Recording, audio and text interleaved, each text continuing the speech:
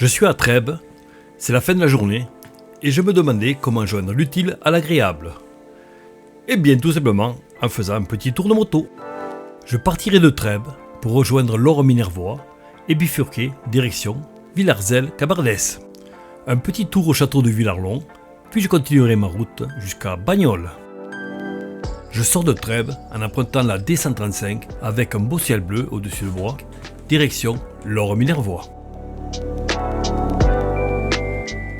Tu verras, cette route est assez sympathique avec tous ces petits virolos.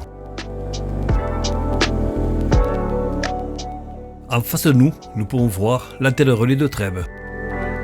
Nous allons y passer devant dans moins de 2 minutes. Je commence à me rapprocher de la tour de communication appelée le télégraphe de Trèbes. Sur cette tour sont accrochées les antennes de différents opérateurs téléphoniques et de la TNT. La route des vins est annoncée. Nous sommes bien dans le Minervois avec bien sûr le célèbre vin de l'Orre.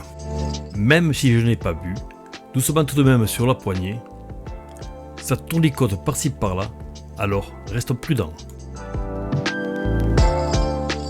Même si c'est en fin d'après-midi et que j'ai très peu de temps pour rouler, c'est toujours un régal de se balader à moto sur ces petites routes.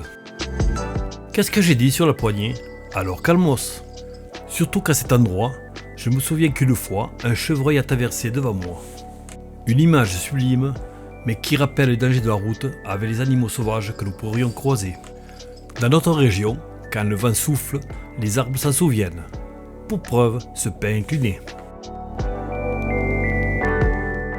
Quelques petits virelots, manière de se faire du bien. En moto, s'il n'y a pas de virage, il n'y a pas de plaisir. Et si en plus, cela se passe dans de beaux paysages, que demander de mieux? Voilà des routes comme on les aime.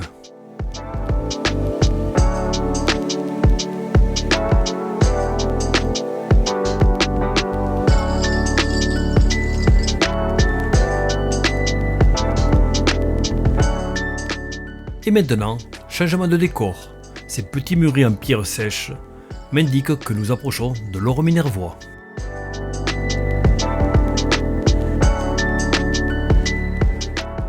Mais je ne traverserai pas l'Orre-Minervois puisque je vais bifurquer sur ma gauche pour rejoindre Villars-Cabardès.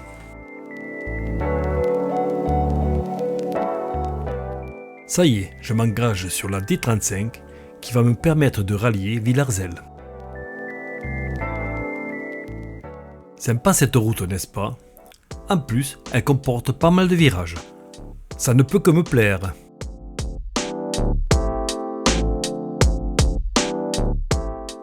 Ce qui fait que je peux m'amuser sans vraiment forcer l'allure.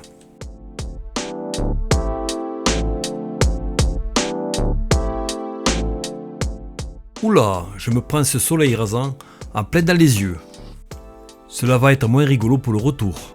Tiens, il y a des chevaux et des poneys en pâturage. Allez, je vais faire une petite pause avec eux.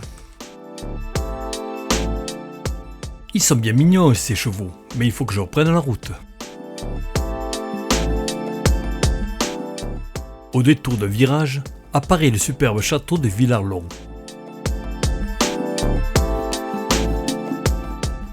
C'est peut-être un peu tard, mais ce château est si beau vu de loin que je vais tout de même y faire un petit tour.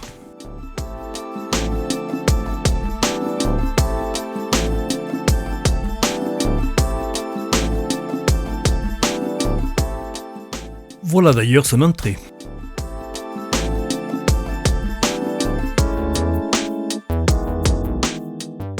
Il faudra parcourir quelques longues allées avant de le découvrir.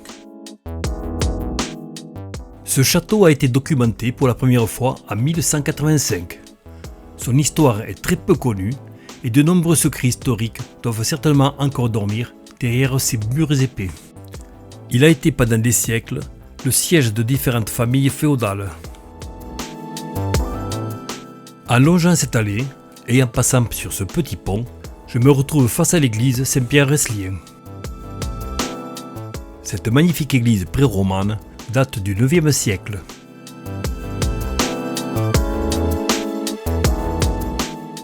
Sur cette photo, nous pouvons voir deux oculus qui sont tous les deux ornés de splendides vitraux.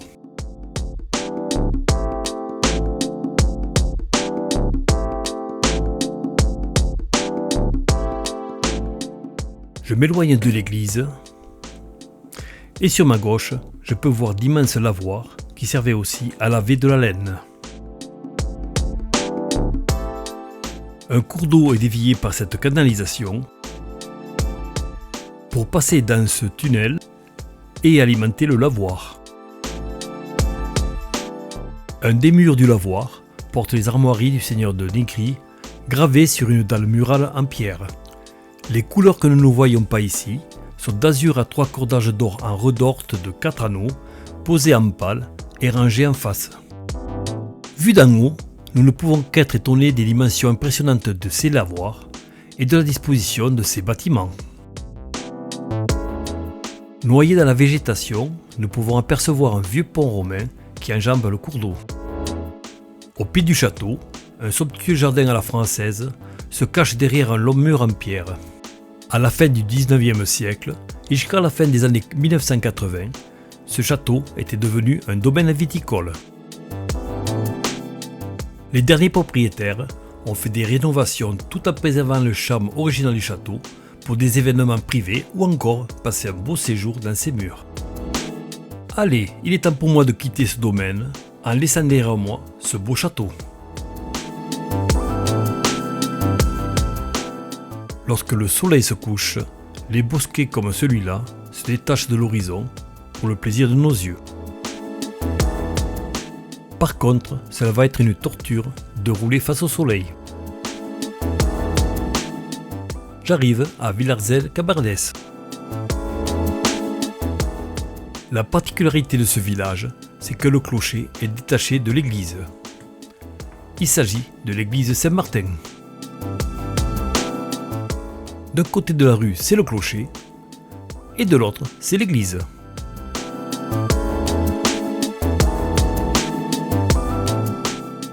Je vais faire une petite pause pour aller voir tout ça.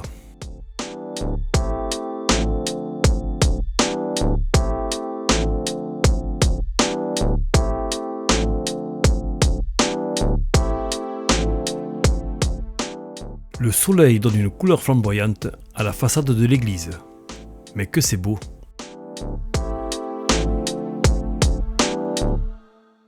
Par contre, je dois avouer que ce côté de l'église avec tous ces containers, c'est vraiment pas beau.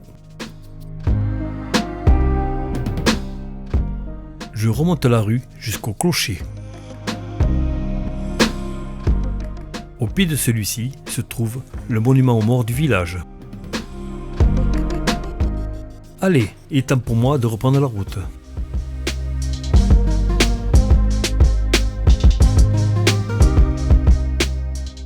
Un coup de démarreur et c'est reparti.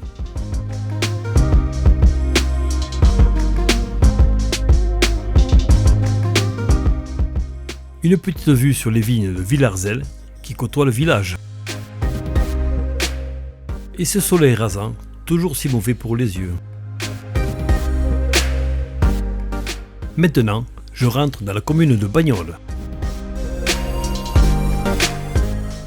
Me voici place de l'église, avec son clocher, que l'on verra mieux de ce côté-ci.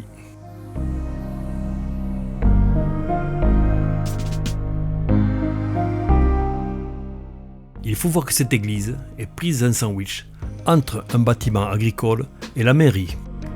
Je viens de passer la porte qui permet d'aller jusqu'au vieux donjon.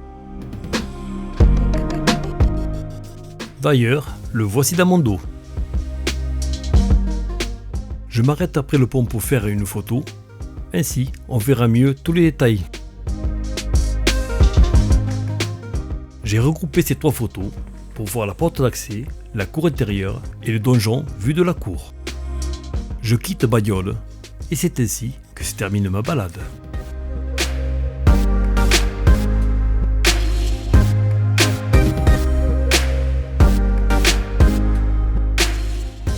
Merci d'avoir regardé cette vidéo jusqu'à la fin. Si cette vidéo t'a plu, tu peux mettre un pouce levé. Tu peux aussi t'abonner, c'est gratuit et ça fait toujours plaisir. En t'abonnant, tu seras averti de toutes mes nouvelles publications.